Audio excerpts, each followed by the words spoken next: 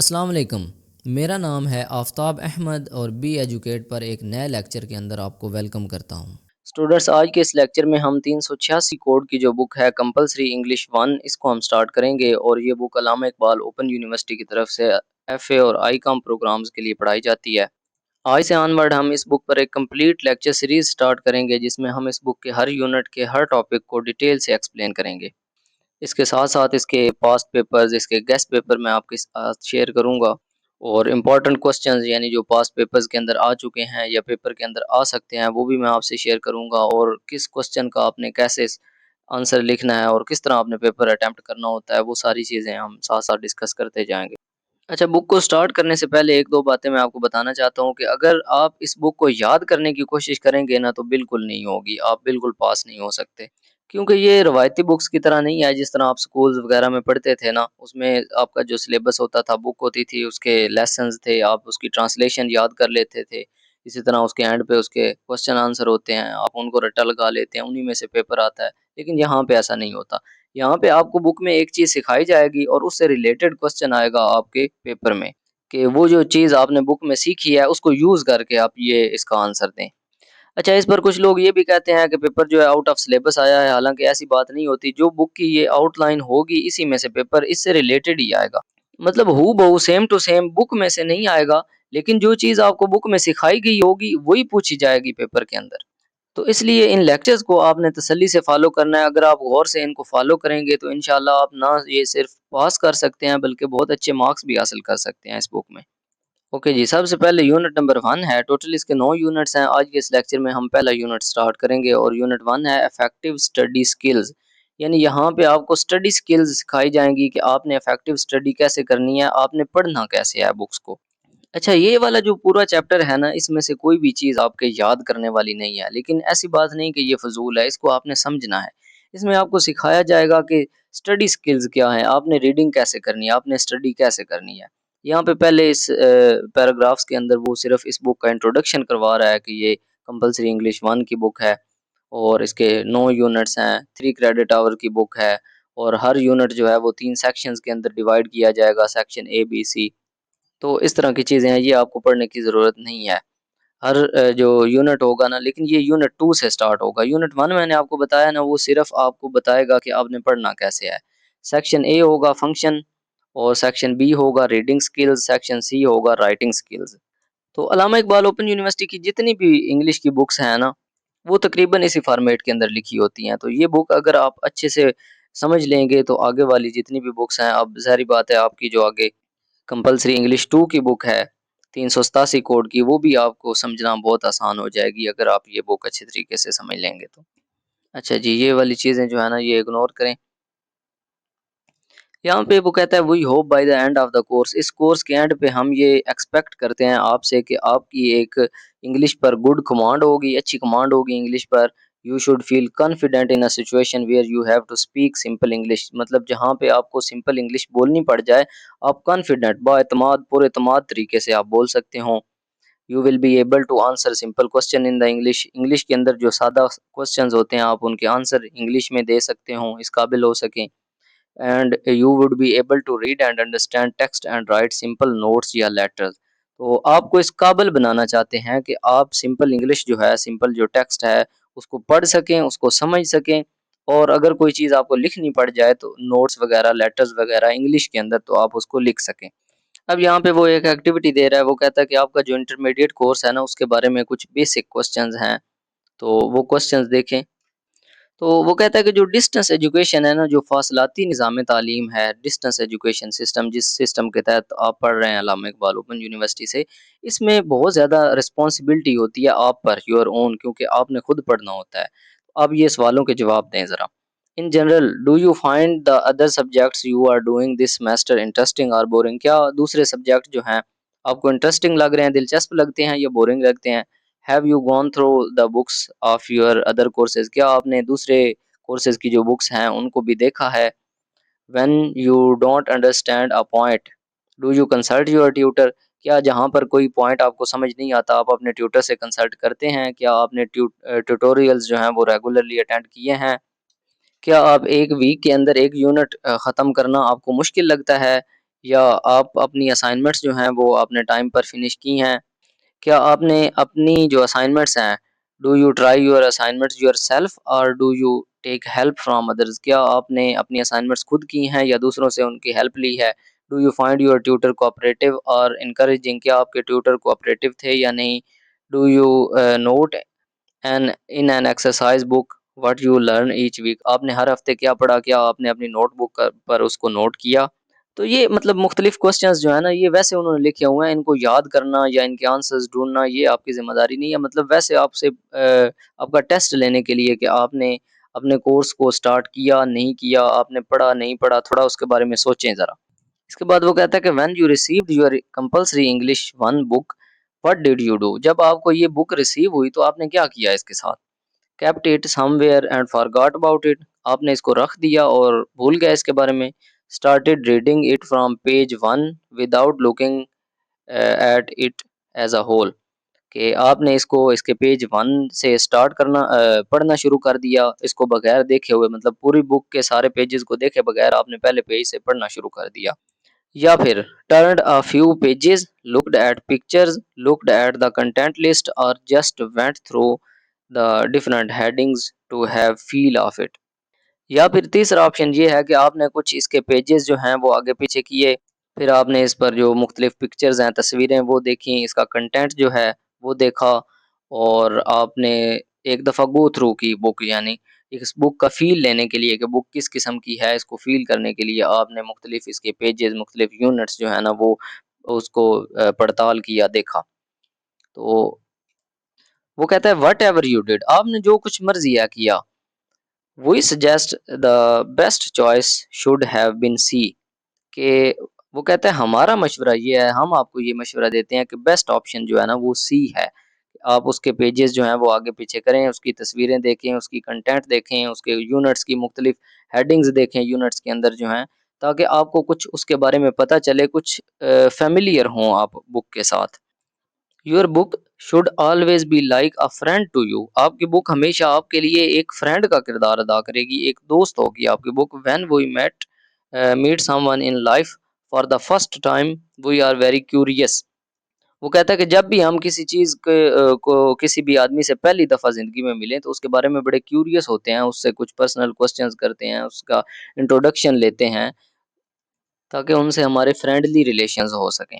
तो इसी तरह वो कहता है कि जब आप एक न्यू बुक जो है को देखते हैं या आपके पास आती है तो कई ऐसे क्वेश्चंस होते हैं जिनके आंसर्स आपको चाहिए होते हैं। आप उसको उसके पेजेस जो हैं वो आगे पीछे करें, उसके मुख्तलिफ यूनिट्स देखें, उसका कंटेंट देखें, उसमें मुख्तलिफ पिक्चर्स देखें और उसकी जो मुख्तलिफ हेडिंग्स हैं उनको पढ़ें। कोई एक पैराग्राफ कहीं से रफ जो है वो पढ़ लिया, उससे थोड़ी-सी आपको बुक में इंटरेस्ट डेवलप होगी, तो इस तरह आपको पढ़ना और ज़्यादा आसानी होगी। अब कोई भी बुक है ना उसके मुख्तलिफ इम्पोर्टेंट पार्ट्स होते हैं। एक तो ये है कि टेबल ऑफ कंटेंट्स, उसके अंदर कंटेंट होता है। कंटेंट का मतलब ये है, एक ऐसी फ़हरिस्त दी होती है, एक ऐसी लिस्ट दी होती है जिस पर सारे यूनिट्स की डिटेल्स होती हैं कि फर्स्ट यूनिट किस टॉपिक के रिलेटेड है, सेकंड यूनिट किसके रिलेटेड है। इसके बाद इंट्रोडक्शन दिया होता है, उस बुक का तारुफ करवाया होता है कि ये बुक किससे मुतल्लिक है, एक्चुअल यूनिट्स होते हैं, फिर उसके अंदर यूनिट्स होते हैं, हेडिंग्स होती हैं, टाइटल्स होते हैं, मतलब वो यूनिट है उसका नाम क्या है, उसके अंदर मुख्तलिफ हेडिंग्स हैं, उसके अंदर जितना भी मवाद है सारा, और एंड पे फिर बैक कवर होता है। अच्छा, इसके बाद वो कहता है कि यहाँ रुकें फ़िलहाल, नाउ स्टॉप हियर। आगे जाने से पहले आप रुकें और कुछ ये सवाल हैं इनके जवाब दें, ट्रू फॉल्स लगाएँ, जो ट्रू आपको लगता है उस पे ट्रू लिखें और जो फॉल्स लगता है उस पे फॉल्स लिखें। और किस लिए वो कहता है कि हम चेक करते हैं, check whether you have understood what we said so far, कि हमने जो अभी बातें की है आपको समझ आई हैं या नहीं आई। तो क्या वो कहता है in this course each unit has more than one section, इस कोर्स में हर यूनिट के एक से ज़्यादा सेक्शन है, बिल्कुल ट्रू है, क्योंकि उसने बता दिया है सेक्शन ए, बी, सी होगा हर यूनिट का। In a formal English intermediate English course book exercises are not given in the middle of lesson. जो रवायती रस्मी इंग्लिश होती है इंटरमीडिएट की, उसमें लेसन्स जो हैं वो इंग्लिश के स्टार्ट में नहीं होते, ठीक है, बिल्कुल, सॉरी स्टार्ट में कह रहा हूँ, एक्सरसाइजेज़ जो है ना वो लेसन्स के दरमियान एक्सरसाइजेज़ नहीं होती, बिल्कुल नहीं होती, लेकिन ओपन यूनिवर्सिटी में होती हैं। आपके सिलेबस के अंदर यूनिट के दरमियान भी एक्सरसाइजेज़ होंगी, एक्टिविटीज़ होंगी। AIOU यानी Allama Iqbal open university intermediate English course is similar to the English courses of other boards. नहीं, ये बिल्कुल गलत है। ओपन यूनिवर्सिटी का जो इंग्लिश कोर्स है ये दूसरे बोर्ड से सिमिलर नहीं है, मतलब उससे मिलता जुलता, उससे सेम नहीं है। There are a lot of activities in this text book to practice language functions. बिल्कुल ठीक है, इसके अंदर बहुत सारी एक्टिविटीज हैं जिनको प्रैक्टिस करना होगा। There is hardly any picture in a general intermediate English course book. जो आम इंटरमीडिएट इंग्लिश कोर्स बुक होती है उसमें मुश्किल से कोई एक पिक्चर होगी। बिल्कुल ठीक है, उसमें बहुत कम पिक्चर्स होती हैं, लेकिन यहाँ पे ज़्यादा पिक्चर्स आपको दिखाई जाएंगी। The important parts of a book are the content list, titles and headings. बिल्कुल ठीक है, जो इम्पोर्टेंट पार्ट होता है ना, ये ऊपर भी हमने पढ़ लिया है कि कंटेंट लिस्ट, टाइटल्स और हेडिंग्स जो है ना, ये किसी बुक का इम्पोर्टेंट पार्ट होते हैं। और language used in this book is simple and self explanatory. बिल्कुल इसकी लैंग्वेज सिंपल होगी और सेल्फ एक्सप्लेनेटरी होगी, आपको बहुत अच्छे तरीके से समझ आ जाएगी इसकी लैंग्वेज। अच्छा जी, अब इस एक्टिविटी में वो कहता है कि अब आप जो है ना अपना कंटेंट लिस्ट जो है उसको देखें और फिर चेक करें कि आप उसमें क्या पढ़ने जा रहे हैं, कौन-कौन से ऐसे टॉपिक्स हैं, इश्यूज़ हैं जो आप पढ़ने जा रहे हैं। तो मेरे ख़्याल से ये वाली जो बुक मेरे पास है ना पीडीएफ फॉर्म में, इसके अंदर कंटेंट लिस्ट वाला पेज जो है वो मिसिंग है। शायद आपके पास जो बुक आई है उसका हो तो आप चेक कर लीजिएगा। और वो कहता है कि does your book teach you the following functions. ये वाले फंक्शंस जो है ना, ये आपकी बुक आपको सिखाती है कि नहीं सिखाती। If the answer is yes, then write the page number on the lines below. तो फिर वो पेज नंबर यहाँ पे लिखें कि ये वाला फंक्शन आपने कहाँ पे किस पेज पे सीखा। हाउ टू से सॉरी, कि क्या ये बुक आपको सिखाती है कि आपने सॉरी कैसे बोलना है। और अगर सिखाती है तो यहाँ पे पेज नंबर लिखें कि कहाँ पे सिखा रही है। तो ये बेसिकली करने की ज़रूरत नहीं है। वैसे ये आपको एक एक्टिविटी दी गई है कि इस बुक को थोड़ा-सा आप गो थ्रू करेंगे। जब गो थ्रू आप करेंगे तो आपको समझ आएगी कि इसमें कौन-कौन सी चीज़ें आप पढ़ने जा रहे हैं। तो ये जब हम बुक पढ़ लेंगे ना तो हमें ये सारी चीज़ें पता चल जाएँगी। वैसे ये पेपर के हवाले से इम्पोर्टेंट नहीं है। अच्छा जी, introduction to study skills. Study skills जो है ना उसका तारफ़, तो ऊपर भी हम स्टडी स्किल्स का ही तारफ़ करते आ रहे हैं। Before you begin studying we would like to give you some tips that you might find useful. वो कहता है कि स्टडी करने से पहले, स्टडी स्टार्ट करने से पहले हम आपको कुछ टिप्स देते हैं जो आपको यूज़फुल होंगे आपके लिए। Motivate yourself to learn by setting a clear cut goal. If you are not motivated you won't learn. वो कहता है कि अपने आप को मोटिवेट करें, एक क्लियर गोल सेट करें कि मैं इसलिए पढ़ रहा हूँ, फिर उस गोल को अचीव करने के लिए अपने आप को आमादा करें पढ़ने पर। अगर आप मोटिवेट नहीं होंगे तो आप पढ़ नहीं सकते। इसके बाद है practice the skill that you have learned. आपने जो सीखा है उसकी प्रैक्टिस करें। If you don't use it you will forget it sooner. अगर आप प्रैक्टिस नहीं करते तो फिर आप बहुत जल्द भूल जाएंगे उसको। इसके बाद review and revise what ever you have learned so that you remember it later on. बाकी जो चीज़ आप पढ़ें उसको रिव्यू करें, उसको रिवाइज़ करें, बार-बार दोहराएँ ताकि आप बाद में भी उसको याद रख पाएँ। Reserve a specific time each week where you examine your studies for that week. और हर हफ्ते एक स्पेसिफिक टाइम निकालें जिसमें रिव्यू करें, एग्जामिन करें अपनी स्टडीज जो है ना, वो चेक करें कि आपने इस हफ्ते क्या पढ़ा है, आपने क्या कुछ किया है, उसके बारे में आप एग्जामिन करें। एक हर हफ्ते एक थोड़ा सा टाइम इसलिए निकालें जिसमें आप चेक करें कि आपने इस हफ्ते क्या किया, आपकी प्रोग्रेस क्या रही है। लर्न फ्रॉम योर मिस्टेक्स, अपनी गलतियों से सीखें। ये बहुत बेहतरीन चीज़ होती है सीखने के लिए, गलतियों से सीखना। जब इंसान गलतियाँ करता है ना तो फिर उससे जो सीखता है वो फिर भूलता भी नहीं है। And earn from your successes. Do not waste time, spend it effectively. अपना टाइम जो है ना उसको ज़ाया ना करें बल्कि उसको पॉजिटिवली खर्च करें। बी फोकस्ड, फोकस के साथ पढ़ें। ट्राई टू कंसंट्रेट, कंसंट्रेट करने की कोशिश करें। Select the best approach that suits you since learning is your personal style. आपका जो पर्सनल स्टाइल है ना सीखने का, लर्निंग का, वो इस्तेमाल करें, वो अप्रोच यूज़ करें। Complete assignments task in time. Assignments वगैरह या जो टास्क आपको दिए जाएं वो टाइम में अपने टाइम पर उनको कंप्लीट करें। Do not feel shy and find out when and who to ask for help. और किसी भी चीज़, कोई भी प्रॉब्लम अगर आपको पेश आता है तो उसको पूछने में शाय फील ना करें, शेम फील ना करें, बल्कि कहीं पे भी कोई मसला पेश आता हो तो पूछें। तो ये कुछ टिप्स हैं जिनको यूज़ करके जो है ना वो आप इफेक्टिव स्टडी स्किल्स अपना सकते हैं, यानी इफेक्टिवली आप स्टडी कर सकते हैं। बाकी वो कहता है कि आप एनालाइज करते हैं आपने आपके जो लर्निंग स्टाइल है कि आप किस तरह लर्न करते हैं, आप क्या कुछ करते हैं क्या नहीं करते।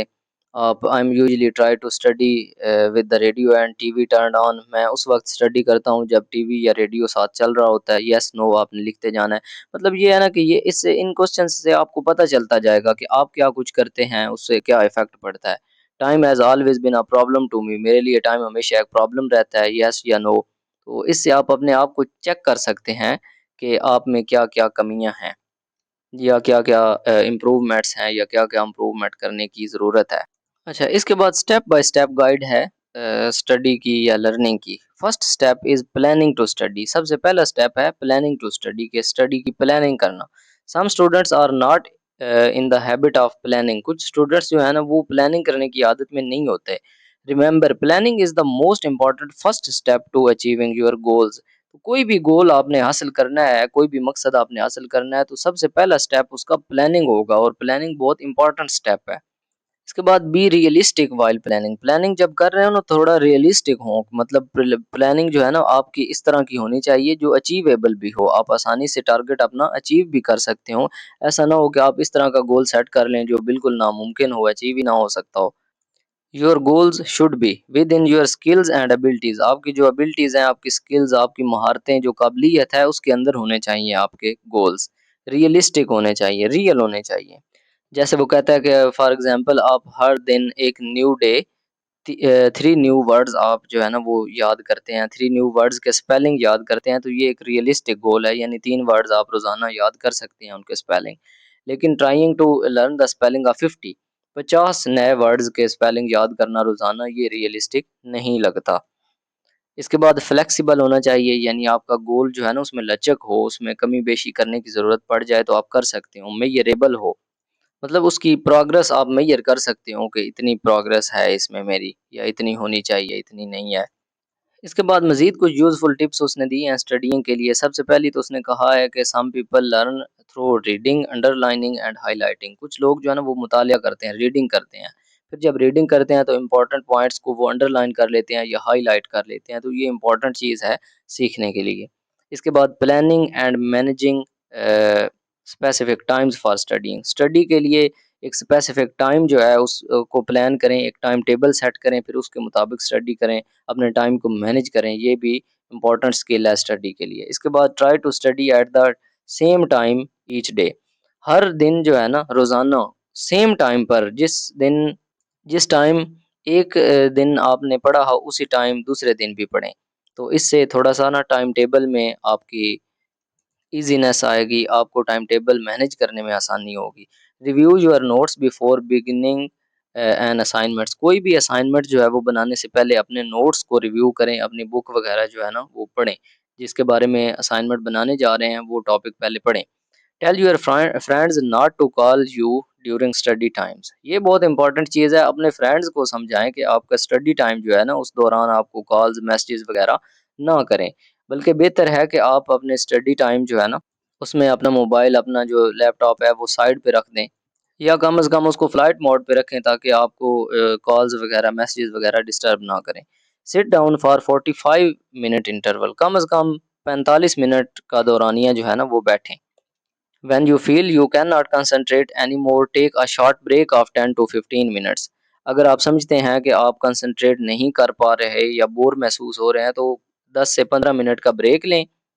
इस ब्रेक में आप स्नैक्स खा सकते हैं या बाहर चल सकते हैं। कोई थोड़ी बहुत 10-15 मिनट की रिफ्रेशमेंट, उसके बाद वापस आकर बैठें और कंसंट्रेट करने की कोशिश करें। इसके बाद reward yourself if you have met your goal. अगर आपने अपना गोल अचीव कर लिया तो अपने आप को रिवार्ड करें, अपने आप को इनाम दें। मसलन वो कहता है if you plan to study 1 unit. अगर आपने 1 यूनिट स्टडी करने का प्लान किया in a sitting and succeed, मतलब ये है कि आपने 45 मिनट बैठना है और उसमें आपने 1 यूनिट कवर करना है और उन 45 मिनट के अंदर आपने 1 यूनिट पढ़ लिया, तो फिर अपने आप को रिवॉर्ड करें। Then you may reward yourself by doing something that makes you happy. मतलब इस तरह का कोई काम करें जो आपको हैप्पी करता हो, जो आपको खुश करता हो। मसलन फूड है, कोई चीज़ खा लें, कोई एक्सरसाइज़ है, कोई वीडियो गेम है, थोड़े टाइम के लिए रील्स वगैरह देख लें। Etc can be a few good examples. ठीक है ना? मतलब ये है कि आप कोई रिवार्ड सेट कर लें कि अगर इतने टाइम के अंदर मैंने 1 यूनिट कर लिया तो मैं ये चीज़ लूँगा, ये चीज़ खाऊँगा या ये चीज़ देखूँगा, तो इस तरह की चीज़ें हैं। अच्छा, इसके बाद finally review what you have studied just before you go to bed. सोने से पहले कम से कम एक दफ़ा अपना वो काम ज़रूर रिव्यू करें कि आपने क्या चीज़ पढ़ा है। और यहाँ पे वो कहता है कि हमारा जो टेक्स्ट बुक सिस्टम है, हमारे सिस्टम के अंदर हर बुक जो है उसके एंड पे एसएक्यूज होते हैं, सेल्फ असेसमेंट क्वेश्चंस। उन एसएक्यूज से आप चेक कर सकते हैं कि आपने जो यूनिट पढ़ा है उससे आपको कितनी कुछ समझ आई है। तो ये चीज़ हो गई। इसके बाद है how to study, how not to study, कि किस तरह आपको स्टडी नहीं करना चाहिए। सबसे पहले तो वो कहता है कि क्रैम, डोंट क्रैम, रट्टा ना लगाएं। Cramming is not useful for long term memory. Cramming जो है ना, रट्टा लगाना, ये आपके लिए मुफीद नहीं है, बिल्कुल काम नहीं आता। Study on the computer, computer पर स्टडी करें। Try to avoid studying on the computer, sorry don't study on computer. Computer पर या मोबाइल पर स्टडी करने की कोशिश कम करें। As much as possible you will be tempted to check your email और यूज़ द नेट। जहाँ पे कोई चीज़ आपको समझ ना आ रही हो, कोई चीज़ सर्च करनी हो, तो वो आप कर लें। बाकी टाइम जो है ना वो बुक पर पढ़ें। बुक में तासीर होती है, स्क्रीन में तासीर नहीं होती।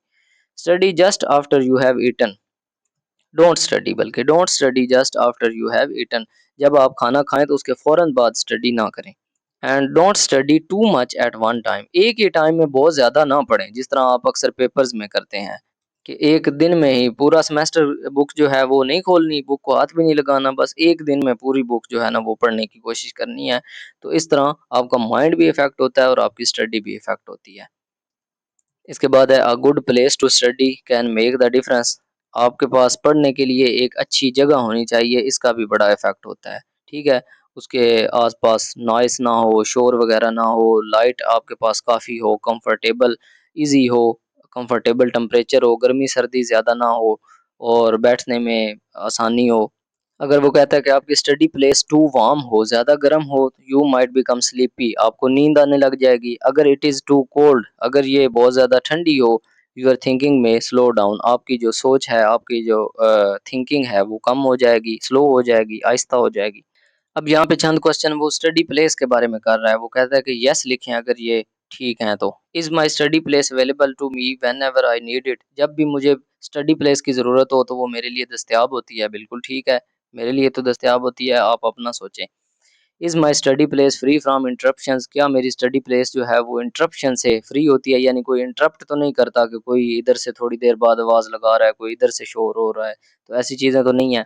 आप यस लिखें अगर आपकी स्टडी प्लेस में नहीं है, अगर हैं तो no. Is my study place free from distractions, क्या डिस्ट्रैक्शन से मेरी स्टडी प्लेस फ्री है, यानी साथ कोई चीज़ टेलीविज़न लगा हो, कोई मूवी लगी हो, कोई सॉन्ग लगा हो, तो आपका ज़हन डिस्ट्रैक्ट तो नहीं होता, मतलब उस तरफ तो नहीं चला जाता। Does my study place contain all the study material I need, क्या जो चीज़ मैं पढ़ना चाहता हूँ वो स्टडी प्लेस पर मौजूद है या नहीं। Does my study place have a comfortable chair, क्या कंफर्टेबल चेयर है या नहीं, आरामदेह chair. Does my study place have enough light, क्या उसमें काफ़ी लाइट है। Does my study place have a comfortable temperature, क्या उसमें मुनासिब दर्जा हरारत है या नहीं है। तो मेरे लिए तो इन सारे सवालों के जवाब यस हैं, पता नहीं आपके लिए क्या हैं। इसके बाद है ऑर्गेनाइजिंग योर स्टडी एरिया, आपने अपना स्टडी एरिया जो है ना, अपने जो रूम है या जो प्लेस है जहाँ पे आपने बैठकर स्टडी करनी है उसको ऑर्गेनाइज करना है। You need to arrange it, आपको अरेंज करने की ज़रूरत है so that it is ready for your use, ये कि हर वक्त ये आपके यूज़ के लिए तैयार रहे। Have your books in one place, क्या आपकी बुक्स एक जगह पर होती हैं। Your notebooks in one place, कोई आपकी नोटबुक्स एक जगह पर होती हैं, आपके पेन्स आपकी पेंसिल्स एक जगह पर हों, और other essential things in one place, ताकि जब भी आपको ज़रूरत पड़े ना आपको पता हो कि मेरी बुक्स यहीं पर मैं रखता हूँ, यहीं से मुझे मिलेगी, नोटबुक यहीं पर रखता हूँ, यहीं से मिलेगी या रखती हूँ। ऐसा ना हो कि एक दिन आपकी बुक जो है वो आपके रूम से मिले और दूसरे दिन वो स्टोर से मिले। Everything should have its proper place, हर चीज़ की अपनी प्लेस होनी चाहिए। Keep things in their proper place except when you are studying, जब आप पढ़ रहे हों उसके अलावा चीज़ों को उनकी अपनी जगह पर रखें। When you have finished studying be sure to put everything back in its proper place, जब आप पढ़कर फ्री हों तो उस वक्त जो जो चीज़ आपने उठाई है, जहाँ से उठाई है, उसको वहीं पर उसकी जगह पर वापस रखें। तो ये है ऑर्गेनाइजिंग योर स्टडी एरिया। इसके बाद है मैनेजिंग योर टाइम, अपने टाइम को मैनेज करें, टाइम टेबल सेट करें। आपने अक्सर सुना होगा, you might have heard the saying, work smarter not harder, मेहनत ज़्यादा ना करें बल्कि स्मार्ट वर्क करें, हार्ड वर्क की बजाय स्मार्ट वर्क करें। तो ये टाइम मैनेजमेंट आपको अलाउ करती है स्मार्ट वर्क। जब आप टाइम को अच्छे तरीके से मैनेज कर पाएँगे तो ये आपका स्मार्ट वर्क होगा। हार्ड वर्क तो ये होगा ना कि बस आँखें बंद करके आप लगे रहें, बुक्स के ऊपर ही गिरे रहें। तो इस तरह भी इफ़ेक्टिव स्टडी नहीं होती, बल्कि स्मार्टर वर्क करें, आप अपने टाइम को मैनेज करें। अगर आपके पास पुअर टाइम मैनेजमेंट होगी, you will have problems writing, submitting assignments in time and preparing for exam. तो आपको अपनी असाइनमेंट्स लिखने, उनको भेजने के का वक़्त आपके पास कम होगा, या आप इन टाइम नहीं कर पाएँगे और इन टाइम आप अपने पेपर्स को, एग्ज़ाम्स को तैयार नहीं कर पाएँगे। तो मैनेज करें अपने टाइम को। जैसे ये यहाँ पे उसने टाइम टेबल दिया है, daily routine of Tahir. Tahir की डेली रूटीन है कि वो 12 एएम से लेकर 5:30 एएम तक स्लीप्स सोता है, यानी रात 12 बजे से सवेर जो सुबह 12 बजे तक वो 5:30 बजे तक सोता है। इसके बाद 5:30 बजे से लेकर 7 बजे तक प्रेयर, गेट्स रेडी, ट्रैवल्स। वो उठता है, फिर नमाज़ पढ़ता है, तैयार होता है और सफ़र करता है। 8 से लेकर 2:30 बजे तक वो ऑफ़िस में काम करता है, या शॉप पर या ऑफ़िस में जहाँ पे भी काम करता है। फिर 2:30 बजे से 3 बजे वो खाना खाता है, लंच करता है। उसके बाद 3 से 4 बजे तक वो सोता है। फिर 4 से 5 बजे तक वो रिलैक्स करता है, टेक्स टी, चाय पीता है, टीवी देखता है। 5 से लेकर 11 बजे तक विज़िट्स फ्रेंड्स, वो फिर दोस्तों से मिलता है, गोज़ शॉपिंग या शॉपिंग वगैरह के लिए जाता है। तो इस तरह करके आप टाइम टेबल बनाएँ, एक रूटीन सेट करें, उस रूटीन के मुताबिक आप खुद को चलाएँ, खुद उस रूटीन पर अमल करें, तो फिर आप इफ़ेक्टिव स्टडी कर सकते हैं। अब यहाँ पे उसने एक आपको स्केच दे दिया है, खाका दे दिया है, वो कहता है कि हर एक चीज़ रिकॉर्ड करें इस खाके के अंदर कि आप इस दिन, इस टाइम क्या करते हैं। मंडे को 6 बजे सुबह आप क्या करते हैं, 7 बजे क्या करते हैं, 8 बजे क्या करते हैं, 9 बजे, 10, 11, 12 बजे क्या करते हैं। तो एक टाइम टेबल बनाएँ। हर काम, हर दिन, हर घंटे जो भी काम आप करते हैं यहाँ पे रिकॉर्ड करें। फिर ये चीज़ आपको हेल्प करेगी कि आपका कौन-सा टाइम फ्री बच रहा है, उस टाइम आप अपनी स्टडी प्लान कर लें। या कौन-सा आपके पास ईज़ी टाइम है, रिलैक्स टाइम है, आप ईज़िली जिसमें स्टडी कर पाएँ, तो इस तरह इस शेड्यूल को आप सेट करें। ठीक है, नीचे उसने दोपहर का टाइम भी दिया है, 1 बजे, 2 बजे, फिर इवनिंग का टाइम है, फिर नाइट का टाइम है, रात 12 बजे आप क्या करते हैं, सोते हैं, क्या करते हैं, कोई काम करते हैं, तो वो सारी चीज़ें आप यहाँ पे लिख सकते हैं। ओके जी, बाकी ये जो चीज़ें हैं ना, ये पढ़ने की ज़रूरत नहीं है, इसको बेशक आप स्किप कर दें। जो इम्पोर्टेंट चीज़ें थी, समझने वाली थी, वो मैंने आपको समझा दी हैं कि आपने इफ़ेक्टिव स्टडी जो है ना, वो किस तरह करनी है, और overall through out the unit आपको यही चीज़ समझाई गई है कि आपने पढ़ना कैसे है। आपने इस बुक को कैसे पढ़ना है और ओपन यूनिवर्सिटी की बाकी बुक्स को कैसे पढ़ना है। आपने रट्टे नहीं लगाने, आपने क्रैमिंग नहीं करनी, आपने इसको समझना है। अपने लिए जो है वो स्टडी टाइम निकालना है, स्टडी प्लेस जो है अपने लिए वो ऑर्गेनाइज़ करनी है। इसके बाद खुद को एनालाइज़ करना है, एग्ज़ामिन करना है, अपने आप को चेक करना है कि आपने क्या किया। फिर अगर आप अपने गोल्स अचीव करने में सक्सेस हासिल करते हैं, तो अपने आप को रिवार्ड करें। तो यहाँ तक हमारा ये वाला जो चैप्टर है, ये यूनिट जो है, ये एंड हो चुका है। इस यूनिट में सिर्फ़ आपको स्टडी स्किल्स पर जो है फ़ोकस करवाया गया है। अब नेक्स्ट यूनिट से इंशाल्लाह हमारा जो है ना, प्रॉपर लर्निंग हमारी वो स्टार्ट होगी। तो फ़िलहाल इस लेक्चर को यहीं पे एंड करते हैं, और अगर आपको इसी तरह के तमाम वीडियो लेक्चर्स चाहिए हों इस बुक के या किसी भी और बुक के, तो आप हमसे व्हाट्सएप पर कॉन्टैक्ट कर सकते हैं। व्हाट्सएप नंबर आपको इस वीडियो के डिस्क्रिप्शन में भी मिल जाएगा और इस वीडियो के लास्ट पे भी मिल जाएगा। उम्मीद करता हूँ आपको इस लेक्चर की अच्छे तरीके से समझ आ गई होगी। इस लेक्चर से रिलेटेड अगर आपका कोई भी क्वेश्चन हो तो आप इजीली स्क्रीन पर दिए गए व्हाट्सएप नंबर पर पूछ सकते हैं। हमसे जितना हो सका हम आपको फैसिलिटेट करने की पूरी कोशिश करेंगे। मिलते हैं नेक्स्ट लेक्चर के अंदर। अल्लाह हाफिज़, टेक केयर।